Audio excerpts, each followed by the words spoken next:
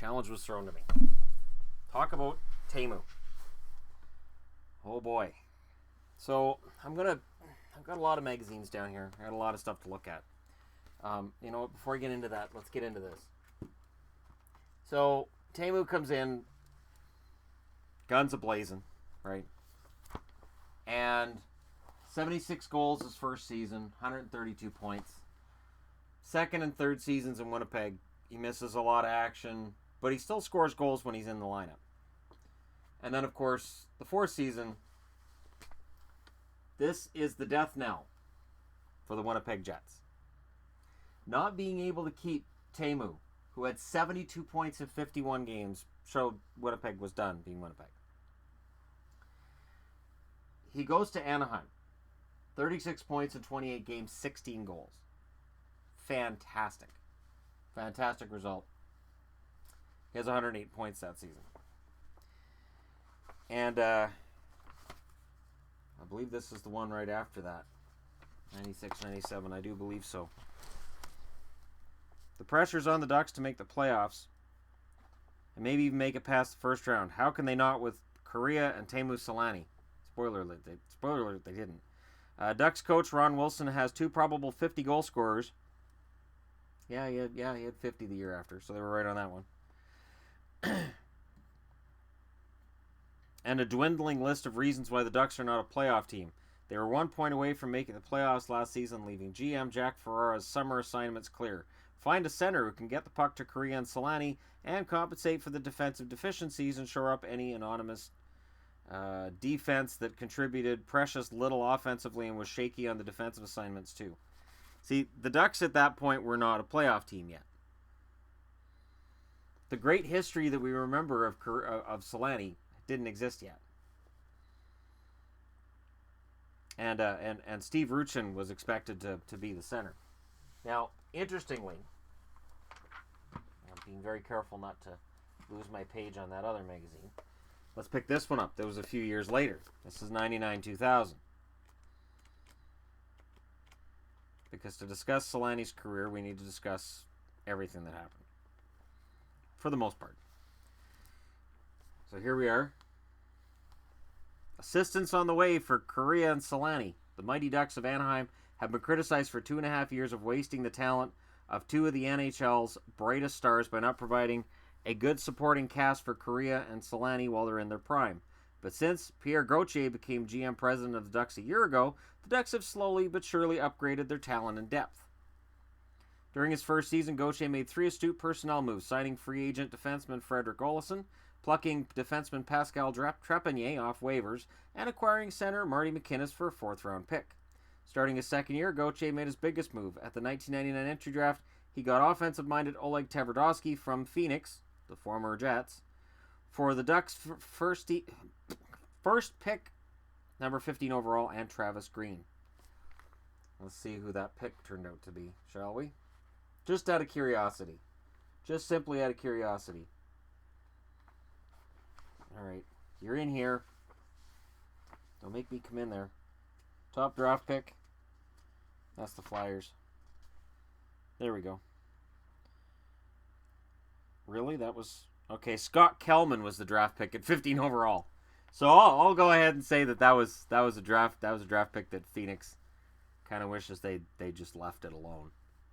So if you're a Phoenix fan, it's your history right here. Gauthier also picked up speedy center Ted Donato from the Ottawa Senators, and Swedish defenseman Nicholas Havlid was acquired in the draft, and at age 26, he should make the team right away. Meanwhile, the Ducks' patience in their own players is beginning to pay off. Steve Ruchin has developed into one of the better two-way centers in the NHL. I like Ruchin a lot. Matt Cullen, 21, has improved significantly in his first 2 seasons and could be on the verge of a breakout year. Matt Cullen. It's been around for a while, huh? Ruslan Saleh, Jason Marshall, and Pavel Trinka have all gone from mistake-prone defensemen to steady players with even more upside. Oh, Ruslan Saleh had some more mistakes in him. They were just taking a vacation. Finn Antti Aalto and Swede Johan Davidson, both forwards, are coming off encouraging rookie seasons. The Ducks also expect to have one of the best prospects in the NHL this fall in left winger Maxim Balmochnik. It doesn't really matter. whom they signed in April. They also signed Russian defenseman Vitaly Vishnevsky, another of the best prospects outside the NHL, by the July 15th deadline. Vishnevsky was named Outstanding Defenseman at the 1999 World Junior Championship. Even without those two promising kids, the Ducks are still only a young team on the rise. Only goalie Guy Hebert, Donato, and Olsen are in their 30s, and the team's heart, soul, and captain is just 24. Korea's best days are still ahead of him. He signed a 3-year, $30 million deal June 29th, thereby avoiding becoming a restricted free agent. In the second half, we are one of the better teams in the league, Gauthier said. We want to build on that, and we believe we've improved the club on the offseason. So there we go. And this was the year after Selanne had the 107 points. He would drop to 87, and everything was so good in Anaheim that first time around that in the midst of the season after that, he get traded to San Jose. So San Jose, he gets dealt at the deadline. He gets 13 points in 12 games, 82 games, 54 points, 64 points. You'll notice there's a drop here. So after two seasons and a cup of coffee in San Jose, where he plays relatively well, he and Korea decided we're going to put the band back together and we're going to win a Stanley Cup. This season in black here, that's Colorado. It's not a coincidence I put that in black because that was the season that it looked like Selanne was done. Teemu Selanne and Paul Kariya went to Colorado and it was miserable. It was a horrible experience. And I remember when they signed there, and I remember seeing them on TSN, and they were both wearing Avalanche jerseys, and they were so excited to go and play with all of these future Hall of Famers and to have a chance to win a Stanley Cup, the pair of them. Korea would never get that Stanley Cup. And it was not a good season for them. Selanne doesn't work as a part player. He's got to be the main guy. Especially at this stage of his career. He should have been a main guy. Drops from 28 goals to 16. 64 points to 32. Then, there's a season in between here that's lost. This is the lockout season. So coming out of the lockout season, and coming off of a 32-point season, nobody thought much of anything about Teemu Selanne. Look, Selanne had a long career already. He'd already been in the league for quite a while. But that 32-point season had people saying, well, he's over the hill. He's done already. He's done. It's over. Not so fast. The greatest player the Ducks ever had, Teemu Selanne. This is from the still on your it's available at stores here. It should be available at stores all over North America. Top 50 by franchise. Number 1's Teemu. The Ducks represent the fun and anguish of our top 50 exercise. The franchise lore blends long-serving players who failed to win a championship and short-term studs who helped them hoist the Stanley Cup in 2007, who then deserves loftier perches in the Ducks pantheon. Paul Kariya was the original star, but came a win short of the Cup. And Kariya did get within a win of a Stanley Cup when Selanne wasn't there. Just imagine if they'd been together. Just imagine that.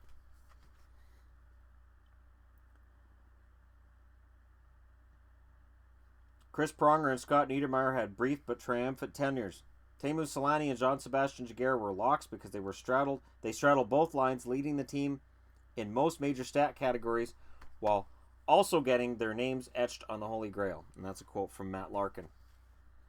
It had to be finish flash and then the rest. Selanne has the unique distinction of two separate and equally fruitful eras with the franchise. And you can see it. His time in Anaheim is so much longer than his much ballyhooed start with Winnipeg and anything with San Jose, and of course that 1 year in Colorado. Selanne 1.0 joined the Ducks in 96 as a part of a blockbuster deal with the Winnipeg Jets. He was already a superstar.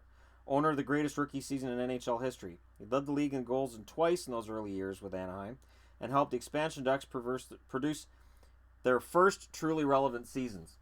So I'm going to go out on a limb and say the 51 and 52 goal seasons are the ones where he led the league in scoring. I don't even have to look that up. But Selanne's second tour of duty with Anaheim was arguably more impressive. After stops in San Jose and Colorado, his numbers were declining. He appeared worn out as he reached his mid-30s. But he rejuvenated from the 2004-2005 lockout. He returned rejuvenated from the 04-05 lockout and posted some of his best seasons. He keyed the Ducks' top line during their Stanley Cup run in 2007. His 48 goals that year were the most in league history by a 36-year-old, and he continued his remarkable production into his early 40s. Selanne's the greatest Finnish player ever and greatest Duck player ever. I cannot argue with either of those things. He played 1,451 games, 684 goals, 773 assists, 1,457 points. Coming back from this in his mid-30s and posting this total of 90 points was crazy. And I remember coming out of that 05-06 season, everybody saying, all right, pump the brakes. Selanne had a great year. He won't keep it up. He can't. He can't keep it up. He got 48 goals that next year as a 36-year-old player. 94 points. He's retired. He's done. He waited into the next season to decide to play again, and play he did for 1, 2, 3, 4, 5, 6, 7 more years. Played 7 more years after he was supposed to retire. He played 9 more years after he was expected to retire. Teemu Selanne put up an incredible career. Winnipeg, Anaheim, San Jose, Colorado, Anaheim. It is easy to forget this because of the bad season. This because it was only 2 years and a bit. And just see these two. Winnipeg because of the incredible impact he had when he hit the league with 76 goals as a rookie. And then the runs with Anaheim, which were truly impressive. And I say that as somebody who... I cheered for Anaheim during his first run. I cheered for Anaheim a little bit during his second run. And then that 06-07 team happened, and I didn't cheer for them. Why they won the cup. It's a general rule. Oh, you're not cheering for them? They're going to win the cup. Who don't you cheer for? Well, that's the team that's going to win the cup. The hockey gods have decided to smile on whatever team you want to smite. And there you go. So, here's another magazine, 60 Moments to Change the Game. And look at this. Best player ever. Selanne. And this was published in... It has to be on here, right? You guys tell us when you publish these, right? Winner of the 2007 Car Design of the Year. Okay, so this is around then.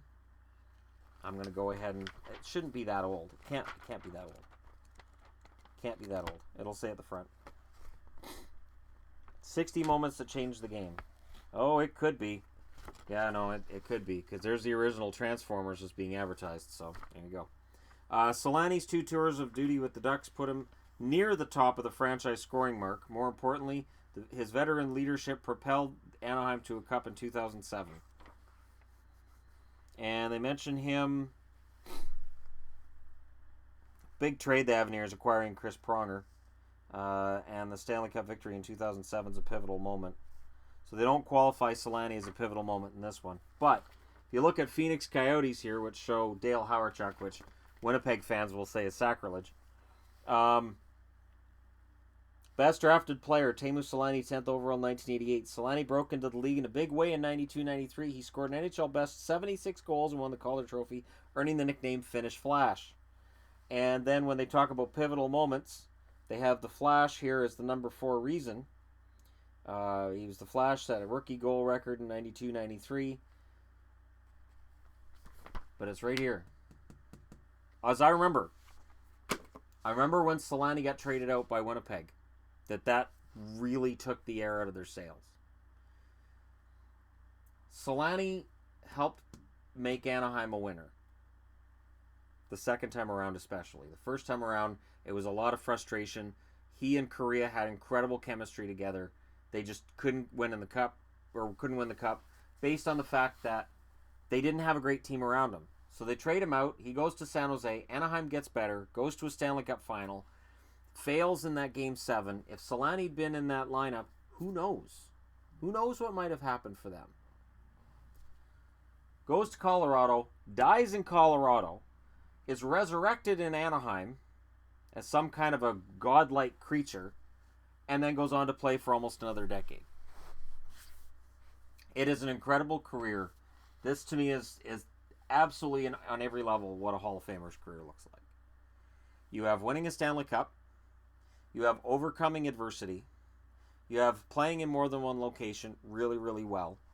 You have numerous instances where something that happened to him, whether it's signing back in Anaheim, being traded to Anaheim from Winnipeg, or the signing in Colorado, that they've directly impacted that franchise. Korea and Selanne going to Colorado had a negative impact on the end result for Colorado. But it was a try that I really can't fault the Avalanche for. If I had a chance at signing Korea and Selanne for dirt cheap for 1 year to give them a shot, absolutely I take it. I cannot fault Colorado for that move. And I can't fault them either. Because Colorado looked like a very likely Stanley Cup champion for 2004. So, there you go. There's the career of Teemu Selanne. A guy who had numerous really solid scoring seasons, and then later on in his career, even though he was older and slower, could still put the puck in the net, could still generate assists, and could still put up either more than a point a game or at least close to it. His last 2 years, he clearly lost a step, and yet the game loses something when he retires. That's another mark of an All-Star Hall of Famer. So the difference between that, just that really good All-Star and that Hall of Famer, is when the guy retires and you feel like the game has lost something, that's likely a Hall of Famer you're looking at. So there you go. Teemu Selanne, legend for multiple teams, but I decided to go with Anaheim for this video because that's where he spent a majority of his career and that's where he had his success the second time around. Offensively, he had his success the first time through. Team-wise, the second time through. And it is still, to this day, criminal that he and Korea never lifted that cup together. They should have. Let me know what you guys think in the comment section below. Hit like and subscribe if you're browsing your way through. And thank you so much for watching. I'll talk to you again soon.